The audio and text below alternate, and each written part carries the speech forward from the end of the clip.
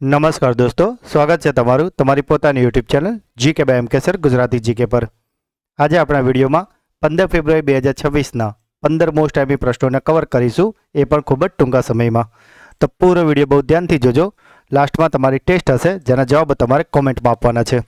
અને સાથે જ ગઈકાલના વિડીયોના જે મિત્રોએ કોમેન્ટમાં જવાબ આપ્યા છે તેમાંથી કોઈ પણ 3 મિત્રોના નામ પણ એનાઉન્સ કરવામાં આવશે. મિત્રો, તમે આપણી ચેનલના વિડીયોને દરરોજ જુઓ છો તો કરંટ અફેર્સ બાબતે તમારે બીજું કંઈ જ જોવાની જરૂર નહીં પડે, કારણ કે આપણે એવા જ પ્રશ્નો લઈએ છીએ કે જે તમામ સ્પર્ધાત્મક પરીક્ષા માટે ખૂબ જ ઉપયોગી હોય. અને મિત્રો, કરંટ અફેર્સ એવો ટોપિક છે કે જે દરેક પરીક્ષા માટે ગેમ ચેન્જર સાબિત થાય છે. તો કરંટ અફેર્સ તમે રેગ્યુલર કરશો તો એક લિંક પકડાઈ જશે અને પછી આ ટોપિક તમારે ગોખવો નહીં પડે. અને જો હજુ સુધી ચેનલને સબસ્ક્રાઇબ ના કરી હોય તો જલ્દીથી કરી લેજો. તો ચલો વિડીયો સ્ટાર્ટ કરીએ છીએ. આજનો પહેલો પ્રશ્ન, મિત્રો આ પ્રશ્ન બહુ જ આઈએમપી છે, ગઈકાલથી જ આ ચર્ચામાં છે. ગુજરાતના નવા મુખ્ય ચૂંટણી અધિકારી તરીકે કોની નિમણૂક કરવામાં આવી છે? તો મિત્રો, આજે ગુજરાતના નવા મુખ્ય ચૂંટણી અધિકારી છે તે હવે બની ગયા છે સંદીપ સાગલે. મિત્રો, જો સંદીપ સાગલેજીની વાત કરીએ તો તેમને અગાઉ હરીશ શુક્લા જે હતા તેમની જગ્યા પર એમને એપોઇન્ટ કરાયા છે. તેમની એપોઇન્ટમેન્ટ જે 23 ફેબ્રુઆરી 2026ના રોજ લેવાયો હતો અને તાત્કાલિક અસરથી તેમને ફરજ પર હાજર કરાયા છે. જો સાગલે સાહેબની વાત કરીએ તો તેઓ 2007ની બેચના આઈએએસ અધિકારી છે અને ઓલરેડી તેઓ ગુજરાત કેડરમાં સેવા આપી રહ્યા છે. વર્તમાનમાં તેઓ જે સ્પોર્ટ્સ ઓથોરિટી ઓફ ગુજરાત છે તેના ડિરેક્ટર જનરલ તરીકે કર્તવ્ય બજાવી રહ્યા છે. રાષ્ટ્રીય આરોગ્ય મેળા 2026નું ઉદ્ઘાટન કોના હસ્તે કરવામાં આવશે? તો મિત્રો, આજે રાષ્ટ્રીય આરોગ્ય મેળો છે તેનું ઉદ્ઘાટન કરાવવાનું છે રાષ્ટ્રપતિ દ્રૌપદી મુર્મુજીના હસ્તે. મિત્રો, જો આ મેળા વિશે જો આપને થોડું જણાવું તો રાષ્ટ્રીય આરોગ્ય મેળો એ 25થી 28 ફેબ્રુઆરી 2026 સુધીમાં મહારાષ્ટ્રમાં થવાનો છે અને આનું ઉદ્ઘાટન આપણા રાષ્ટ્રપતિ દ્રૌપદી મુર્મુજીએ કર્યું છે. અને આ મેળાનું ઉદ્દેશ્ય એ છે કે કેન્દ્રીય આયુષ મંત્રાલય અને ઓલ ઇન્ડિયા આયુર્વેદિક કોંગ્રેસ સાથે મળીને આનું આયોજન કર્યું છે અને દેશભરમાં લોકોમાં આયુષ્ય ચિકિત્સા પદ્ધતિઓ વિશે જાગૃતિ લાવવા માટે આ મેળાનું આયોજન કરાયું છે. રાષ્ટ્રપતિ ભવનમાં કેન્દ્રીય પ્રાંગણમાં એડવિન લ્યુટિસન્સની જગ્યાએ તાજેતરમાં કોની પ્રતિમા સ્થાપિત કરવામાં આવી છે? મિત્રો, આ પણ ખૂબ જ મહત્વનો પ્રશ્ન છે. તો મિત્રો, જે આપણું રાષ્ટ્રપતિ ભવન હતું તેમાં અગાઉ એડવિન લ્યુટિસન્સની ઇમેજ હતી, પરંતુ હવે ત્યાં નવી ઇમેજ સેટ કરાઈ છે. ચક્રવર્તી રાજગોપાલાચારીજીની પ્રતિમા મુકાઈ છે. મિત્રો, જો આપણે ચક્રવર્તી જે રાજગોપાલાચારી છે તેમના વિશે વાત કરીએ તો તેઓ ભારતના છેલ્લા ગવર્નર જનરલ હતા, એટલે કે 1948થી 1950 સુધીમાં, અને સ્વતંત્ર ભારતના એકમાત્ર ભારતીય ગવર્નર જનરલ હતા. તેમનું હુલામણું નામ વાત કરીએ તો તેમને લોકો રાજાજીના નામથી ઓળખતા હતા અને તેમને ભારત રત્ન 1954માં પણ આપવામાં આવ્યો હતો. અને વાત કરીએ કે જેમની આ પ્રતિમા હટાવાઈ છે તે એડવિન લ્યુટિયન્સની, તો તેઓ એક બ્રિટિશ આર્કિટેક્ટ હતા અને તેમણે નવી દિલ્હીના મુખ્ય સરકારી ઇમારતોના ડિઝાઇનર હતા. અત્યારે જે રાષ્ટ્રપતિ ભવન છે કે જે પહેલાં પૂર્વે જે કહેવાય ને વાઇસરોય હાઉસ તરીકે આ ઓળખાતું હતું, તેની પણ રચના આમણે જ કરી હતી, માટે તેમની પ્રતિમા ત્યાં સ્થાપિત કરાઈ હતી. પરંતુ હવે ત્યાં રાષ્ટ્રપતિ આપણા જે દ્રૌપદી મુર્મુજી છે તેમણે હવે એમની જગ્યા પર રાજગોપાલાચારી એટલે કે રાજાજીની પ્રતિમા મૂકી છે ત્યાં. વૃંદાવની વસ્ત્ર પ્રદર્શની માટે સાંસ્કૃતિક સંગ્રહાલય પરિયોજનાનો શિલાન્યાસ તાજેતરમાં ક્યાં કરવામાં આવ્યો છે?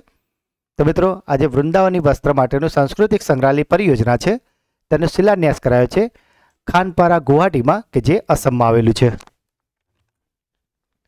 મિત્રો, આ જે શિલાન્યાસ છે તે 22 અને 23 ફેબ્રુઆરી 2026ના રોજ ખાનપારામાં યોજાયું હતું, કે જે ગુવાહાટીની એક જગ્યા છે અને તે અસમમાં આવેલી છે. જો મિત્રો એ વાત કરીએ વૃંદાવની વસ્ત્રની, તો તે એક ઐતિહાસિક વસ્ત્ર છે કે જે 16મી સદીમાં શ્રીમંત શંકરદેવના માર્ગદર્શન હેઠળ પેલું જે કહેવાય તૈયાર કરવામાં આવ્યું હતું અને તેઓ ભગવાન કૃષ્ણના જીવનના દ્રશ્યો દર્શાવેલા છે અને તેનું ઐતિહાસિક, આધ્યાત્મિક અને સાંસ્કૃતિક મૂલ્ય અત્યંત ઉચ્ચ માનવામાં આવે છે. કઈ મણિપુરી ફિલ્મે best children and family film માટે 2026નો બાફટા એવોર્ડ જીતી લીધો છે? તો મિત્રો, આજે મણિપુરી ફિલ્મ છે કે જેણે આ એવોર્ડ જીત્યો છે તે છે બુંગ. મિત્રો, જો આ બુંગ પિક્ચરની તમને વાત કરું તો આ બૂમ પિક્ચર છે તેના જે નિર્દેશન છે તે કર્યું છે બોલિવૂડના ડાયરેક્ટર ફરહાન અખ્તરે. અને મિત્રો જો વાત કરીએ આ પિક્ચરની બુંગ વિશે, એની સ્ટોરી વિશે, તો આ એક બુંગ નામના છોકરાની સ્ટોરી છે કે જે પોતાના પિતાને શોધવા માટે નીકળી પડે છે કે જેથી કરીને એ તેની માતાને એક ગિફ્ટ આપી શકે, કારણ કે એને એવું લાગતું હોય છે કે એની માતા માટે સૌથી બેસ્ટ ગિફ્ટ રહેશે એના પિતા, કારણ કે એમના પિતા એમની જોડે રહેતા હોતા નથી. દિલ્હી ટેનિસ ઓપન 2026માં મેન્સ ડબલનો ખિતાબ કોણે જીત્યો છે? તો મિત્રો આજે મેન્સ ડબલ છે તેનો ખિતાબ જીતી લીધો છે સિદ્ધાર્થ બંથિયા અને એલેક્ઝાન્ડર ડોન્સ્કીએ. ટેક મહિન્દ્રાએ પ્રોજેક્ટ ઇન્ડસ હેઠળ હિન્દી ફર્સ્ટ LLM વિકસાવવા માટે કઈ કંપની સાથે ભાગીદારી કરી છે? તો મિત્રો આજે ટેક મહિન્દ્રા છે તેને પ્રોજેક્ટ ઇન્ડસ માટે ભાગીદારી કરી છે એનવીડિયા સાથે. મિત્રો જે શિક્ષણની સિરીઝ ચાલી રહી છે તેના ઓલરેડી 7 લેક્ચર આપણી ચેનલ પર આવી ગયા છે. અને મિત્રો જે AEIની પરીક્ષા આવવાની છે કે જે આ રવિવારે આવવાની છે 1 તારીખે, તો તેમાં જે પ્રિલિમ પરીક્ષા 200 માર્ક્સની છે તેમાંથી 150 માર્ક્સના જે ટોપિક પૂછવાના છે એમાં જે મોસ્ટ MP જે 8 થી 9 ટોપિક છે તેમાંથી જ આ 7 ટોપિક છે. તો જો તમે આ 7 ટોપિકને જો કરી લેશો તો તમે એક્ઝામમાં સારું એવું સ્કોરિંગ કરી લેશો આરામથી. અને જો ઓલરેડી તમે આ બધા વિડીયો જોઈ લીધા છે તો આપણે રિક્વેસ્ટ છે કે પરીક્ષા પહેલાં એકવાર તમામ વિડીયો શાંતિથી એકવાર પૂરેપૂરા જોઈ લેજો કે જેથી કરીને તમારો એક પણ માર્ક્સ ના કપાય. ભારત અને અમેરિકા વચ્ચે સંયુક્ત વિશેષ દળ અભ્યાસ કે જેનું નામ છે વ્રજ પ્રહાર, તો તેની 16મી આવૃત્તિ ક્યાં આયોજિત કરવામાં આવી છે? તો વ્રજ પ્રહારની 16મી આવૃત્તિ આયોજિત કરાઈ છે હિમાચલ પ્રદેશના બકલો ખાતે. વર્ષ 2027 માટે AI સમિટનું આયોજન કયા દેશ દ્વારા કરવામાં આવશે? તો મિત્રો તમે આપણી ચેનલના વિડીયોને દરરોજ જોતા હશો તો તમને ખ્યાલ જ હશે કે દરરોજ અત્યારે ઇન્ડિયા AI ઇમ્પેક્ટ સમિટ જે દિલ્હીમાં ચાલી રહ્યું છે ને એને લઈને કોઈકને કોઈક અત્યારે પ્રશ્નો આવતા હોય છે. તો મિત્રો 2026નું તો ચાલે છે ભારત ઇન્ડિયામાં, તો હવે પ્રશ્ન આવે કે 2027નું ક્યાં થવાનું છે? તો આવતા વર્ષે 2027માં આ AI સમિટનું આયોજન થવાનું છે સ્વિટ્ઝરલેન્ડમાં. અને સાથે જ મિત્રો તમને એ પણ જણાવી દઉં કે 2028માં ક્યાં થવાનું છે? તો 2028માં થવાનું છે સંયુક્ત આરબ અમીરાતમાં. એટલે કે 2026માં ભારતમાં ચાલે છે, 2027માં સ્વિટ્ઝરલેન્ડ અને 2028માં સંયુક્ત આરબ અમીરાત. પૂર્વી સિક્કિમના ઊંચાઈવાળા વિસ્તારોમાં ફસાયેલા પ્રવાસીઓને બચાવવા માટે ભારતીય સેનાએ કયું ઓપરેશન ચલાવ્યું છે? તો મિત્રો આજે પૂર્વી સિક્કિમનો જે ઊંચાઈવાળો વિસ્તાર છે કે જ્યાં અત્યારે બરફને એવું બધું પડવાના કારણે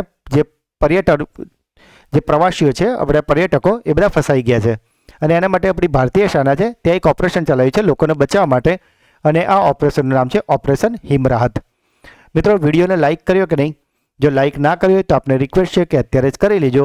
આ વિડીયોનો ટાર્ગેટ છે આપણો 200 લાઇક અને 200 કોમેન્ટનો.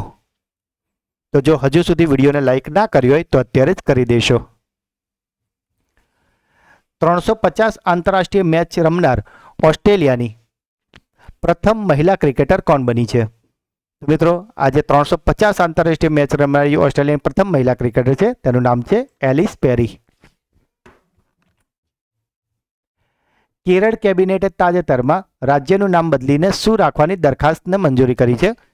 તો મિત્રો તમને ખ્યાલ જ હશે કે કેરળનું નામ કેટલાય ટાઈમથી કેરલમ થવાની વાતો ચાલતી હતી, પરંતુ નરેન્દ્ર મોદીએ જે નવા ઓફિસ સેવા તીર્થનું ઉદ્ઘાટન કર્યું છે ત્યારબાદ તેની પહેલી જ કેબિનેટ બેઠકમાં આ મંજૂરી આપી દેવામાં આવી છે અને હવેથી કેરળનું નામ ઓફિશિયલી કેરલમ થઈ ગયું છે.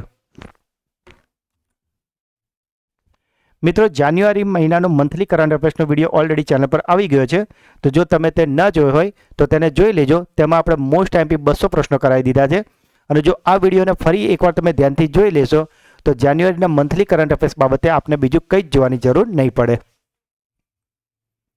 ફેબ્રુઆરી 2026માં સેન્ટ ઝેવિયર્સ યુનિવર્સિટી કોલકાતા દ્વારા માનદ ડિલીટની પદવી એનાયત કરવામાં કોને આવી છે? તો મિત્રો આજે સેન્ટ ઝેવિયર્સ યુનિવર્સિટી કોલકાતા છે તેમને માનદ ડિલીટની પદવી આપી છે શશી થરૂરને. કઈ રાજ્ય સરકારે તાજેતરમાં મેરી રસોઈ યોજના હેઠળ 40 લાખ પરિવારોને મફત રાશન કીટ આપવાની જાહેરાત કરી છે?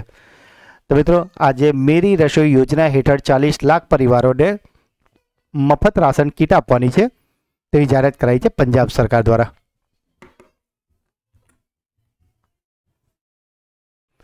દિલ્હી ટેનિસ ઓપન 2026નો મેન્સ સિંગલ્સનો ખિતાબ કોણે જીત્યો છે? તો મિત્રો આજે દિલ્હી ટેનિસ ઓપન 2026નો મેન્સ સિંગલ ખિતાબ છે તેને જીતી લીધું છે સ્ટેફાનોસ સકેલા રેડિસે. જો વાત કરીએ આ સ્ટેફાનોસ સકેલા રેડિસની તો તેઓ ગ્રીસના ટેનિસ ખેલાડી છે અને તેમણે આ ટાઇટલ જીતી લીધું છે. તેમણે ગ્રેટ બ્રિટનની જે ઓલિવર ક્રોફોર્ડ હતી તેમને ફાઇનલમાં 7-5, 4-6 અને 7-6ના ટાઈ બ્રેક દ્વારા હરાવ્યું છે. તો મિત્રો આ હતા આજના 15 મોસ્ટ આઈએમપી પ્રશ્નો. હવે સમય છે તમારો સુપર ફાસ્ટ ફ્લેશ રિવિઝનનો કે જેમાં ગઈકાલના જે પ્રશ્નો હતા તેને એક ફટાફટથી રિવિઝન કરી લઈએ. તો ગઈકાલનો પહેલો પ્રશ્ન હતો, તાજેતરમાં કઈ બે ભાષાઓમાં ભારતના બંધારણની અદ્યતન આવૃત્તિ બહાર પાડવામાં આવી છે? તો આ બે ભાષાઓ છે તમિલ અને ગુજરાતી. તાજેતરમાં ભારત અને કયા દેશે ટપાલ ક્ષેત્રે સહકાર માટે સમજૂતી કરાર પર હસ્તાક્ષર કર્યા છે? તો ભારતે આ હસ્તાક્ષર કર્યા છે બ્રાઝિલ સાથે. NIELIT દ્વારા ભારતનું પ્રથમ સમર્પિત ક્વોન્ટમ અને AI યુનિવર્સિટી કેમ્પસ ક્યાં સ્થાપિત કરવામાં આવશે? તો આ સ્થાપિત થવાનું છે આંધ્રપ્રદેશના અમરાવતીમાં. AI ઇમ્પેક્ટ સમિટ 2026માં નવી દિલ્હી ઘોષણાને સમર્થન આપનાર 89મો હસ્તાક્ષર કરતા દેશ કયો છે? તો મિત્રો આ દેશ છે બાંગ્લાદેશ. મિત્રો આ સાથે જ ચલો તમને એક ક્લાસરૂમ ક્વેશ્ચન પૂછી લઉં છું કે 2 દિવસ પહેલાં જ આપણે તમને એક પ્રશ્ન કરાયો હતો કે બાંગ્લાદેશના નવા PM એક વ્યક્તિ બન્યા છે તો તેમનું નામ શું છે? તમારી કોમેન્ટમાં મને જણાવવાનું છે કે બાંગ્લાદેશના નવા PM કે જેમનું હાલમાં જ 2-3 દિવસ પહેલાં જ નિમણૂક કરાઈ છે તો તે કોણ છે? તાજેતરમાં વાર્ષિક આવકની દ્રષ્ટિએ વોલમાર્ટને પાછળ છોડીને વિશ્વની સૌથી મોટી કંપની કઈ બની ગઈ છે? તો આ કંપની છે Amazon. India AI impact summit 2026માં સૌથી નાની વયના એટલે કે 8 વર્ષના મુખ્ય વક્તા કોણ બન્યા છે? તો આ વક્તા છે રણવીર સચદેવ. કયા રાજ્યમાં પ્રથમ વખત નમો ભારત અને મેટ્રો રેલ એક જ સ્ટેશન અને એક જ ટ્રેક પર ચાલશે? તો આ થવાનું છે ઉત્તર પ્રદેશમાં. સંરક્ષણ માટે યુનેસ્કો એવોર્ડ મેળવનાર વસઈ કેથેડ્રલ કયા રાજ્યમાં આવેલું છે? તો આ વસઈ કેથેડ્રલ આવેલું છે મહારાષ્ટ્રમાં. કયા દેશે બાળ રોગ જનીન ઉપચાર પ્રોજેક્ટનો ઐતિહાસિક પ્રારંભ કર્યો છે? તો મિત્રો આજે જીન થેરાપી છે તેને શરૂ કરી છે સંયુક્ત આરબ અમીરાતે. સોનપુર ઇન્ટરનેશનલ એરપોર્ટ પ્રોજેક્ટને કઈ રાજ્ય સરકાર દ્વારા મંજૂરી આપવામાં આવી છે? તો આ સોનપુર ઇન્ટરનેશનલ એરપોર્ટ પ્રોજેક્ટ છે તે છે બિહારનો. અટલ બિહારી વાજપેયી ધ ઇન્ટરનલ સ્ટેટ્સમેન નામનું કોફી ટેબલ બુક કોના દ્વારા લખવામાં આવી છે? તો આ બુક લખી છે વિજય ગોયલે. તાજેતરમાં યોજાયેલ વિમેન્સ એશિયા કપ રાઇઝિંગ સ્ટાર્સનો ખિતાબ કયા દેશે જીતી લીધો છે? તો આ જીત્યું છે આપણા દેશ ભારતે. ગ્લોબલ AI બ્રેઇન રેસ 2026માં ભારતે 100માંથી 32 પોઈન્ટ મેળવીને કયું સ્થાન મેળવી છે? તો ભારતે મેળવી છે 6થું સ્થાન. તો મિત્રો આ સાથે જ અહીંયા આપણો એક બીજો ક્લાસરૂમ ક્વેશ્ચન આવી જાય છે કે આ જે ગ્લોબલ AI બ્રેઇન રેસ 2026 છે કે જેમાં ભારતને તો 6થું સ્થાન મળ્યું છે પણ ગઈકાલના વિડીયોમાં આપણે તમને 1 થી 5 જણાવ્યા હતા. તો મિત્રો પહેલા નંબર પર કયું હતું તે આપણે કોમેન્ટમાં મને જણાવવાનું છે. કેન્દ્રીય સ્વાસ્થ્ય મંત્રી JP નડ્ડાએ તાજેતરમાં કઈ સ્વદેશી નિર્મિત રસી લોન્ચ કરી છે? તો આ રસી છે ટેટનસ અને એડલ્ટ ડિપ્થેરિયા. અને ગઈકાલનો છેલ્લો પ્રશ્ન હતો, all India management association business leader award કોણે જીત્યો છે? તો એવોર્ડ જીતી લીધો છે કરણ અદાણીએ. તો મિત્રો આ હતા ગઈકાલના 15 પ્રશ્નો કે જેનું અત્યારે તો આપણે ખૂબ ફટાફટ રિવિઝન કર્યું છે પણ ગઈકાલના વિડીયોમાં આપણે આને એક્સ્ટ્રા માહિતી સાથે ઇમેજ સાથે ને ખૂબ ડિટેલમાં સારી રીતે સમજાવ્યા છે. તો જો હજુ સુધી તમે તે વિડીયો ના જોયો હોય તો તેની લિંક નીચે ડિસ્ક્રિપ્શનમાં આપેલી છે એને જરૂરથી જોઈ લેજો. હવે સમય છે મિત્રો તમારી બ્રેઇન બૂસ્ટર ટેસ્ટનો જેમાં જે આજના 15 પ્રશ્નો હતા તેમાંથી 3 પ્રશ્નોના તમને પૂછવામાં આવશે જેના જવાબો તમારે કોમેન્ટમાં આપવાના છે. પરંતુ એ પહેલાં મિત્રો વારો છે આપણા ગઈકાલે જે મિત્રોએ કોમેન્ટમાં જવાબો આપ્યા છે તેમાંથી કોઈ પણ 3 મિત્રોનું નામ એનાઉન્સ કરવાનો. તો મિત્રો ગઈકાલમાંથી જે 3 મિત્રોના નામ સિલેક્ટ થયા છે તે મિત્રો છે સંજય પારેખ, વર્ષા પ્રજાપતિ અને રાજ સંજય.